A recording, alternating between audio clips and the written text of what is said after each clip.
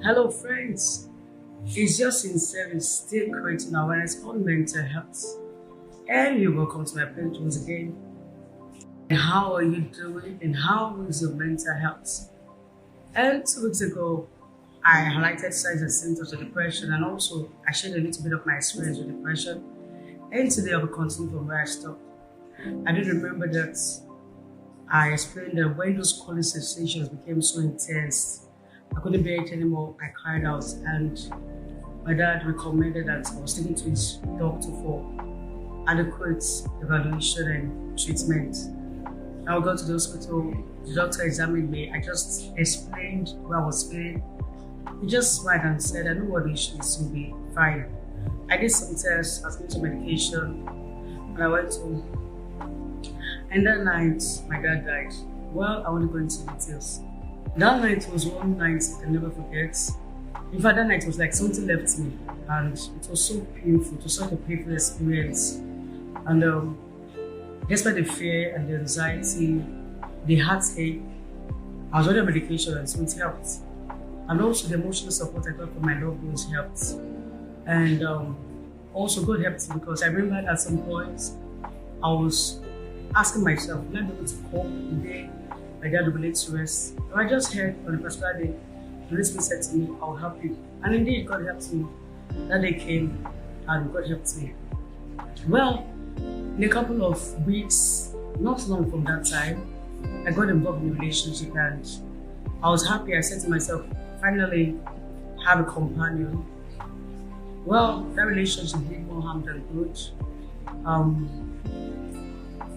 it lasted barely 3 months and went separate ways. Well, I had no regrets because I refused to compromise, and that's it. At this point though, those chronic sensations that were fading away gradually, they began to reoccur and became more intense. And it wasn't easy. And after a while, at some point, my pastors, they said to me, we've been telling you the hands of God is upon you. Get enrolled in the Bible school. Well, initially I was reluctant, but after a while, I obliged and I got enrolled in Bible school. In 3 weeks into Bible school, I snapped. Now, what I mean by snap is this. Prior to that day, I've explained to the vice principal of the school the way I was feeling, the symptoms I was feeling, and he said to me he was going to refer me to a nurse, and he gave me an appointment for a Friday. I was in part time, and on Friday I didn't normally have lectures, so he gave me an appointment for Friday. And I remember a night before that day, I had one terrible night, this weird feeling. I was feeling numb all over, like I was scared. I was like, could this be paralysis? And that night, I had a sleepless night.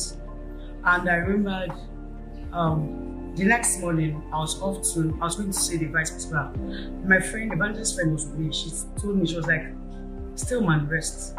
But I declined. I said I needed to go see the vice principal. And then I got to the school, I got to the vice principal's office, and he had a visitor, so I had to wait outside. At this point, I was feeling anxious, nervous. I wasn't feeling myself. I was feeling restless. And all of a sudden, I heard an explosive sound in my brain, like my brain exploded, and immediately I felt my whole body going up. And out of fear, I began to, in panic, I rushed into the vice principal's office. I was like, sir, I'm paralyzed. And he looked at me in amazement and said, this is an Holy Ghost environment, you can't be paralyzed. And seeing that I didn't get the attention I wanted or I needed, I rushed out of his office. And this time my shoes were off my feet. And the students were looking at me in amazement, wondering what could be wrong with me. I just kept saying, I have the life of God in me, I have sound mind. And I quickly placed the call across to a friend and also my evangelist friend. And they came and took me to the hospital. All through our ride to the hospital, I kept declaring, I have the mind of Christ, I have sound mind, the life of God flows through me, I have sound mind, I have the mind of Christ. And my evangelist friend urged me to stop, but I wouldn't. And we got to the hospital. We met a crowd in the hospital. The hospital was crowded and a lot of people were waiting to see the doctor. But the doctor saw my condition and he had to attend to me. And at this point, my pastors and I think my sister and my mom, they came to join me at the hospital. They came to be with me at the hospital. And the doctor examined me and said, this is not a case of paralysis, neither is it a case of high blood pressure. I asked, did she suffer any loss recently? And they responded, her dad died not too long and they were really very close. And just looked at me and said, young lady, watch it. We'll be heading towards the psychiatric. And I was in shock. I was dumbfounded. And I went with my pastor to the house that day. My evangelist friend was with me. She slept with me that night. And that was one terrifying night I can never forget. Well, I'll be stopping here. In the book Conquer Depression and Living Happily, I shared extensively my experiences with depression and how I overcame in chapter 4. Please look out for the book Conquer Depression and Living Happily. It will be out in the middle of the month. You can get a copy and also get copies for your loved ones. And remember, regardless of the level of depression you're suffering from, you can conquer depression and live happily. If I could overcome depression, you can overcome depression. Live happily. And please feel free to ask questions and also share your experience with depression. And you can leave comments in the comment section. And please follow my handles on Instagram at @Ann_Eager, on Facebook at Ann Eager, on YouTube at Ann Eager 353. Thank you.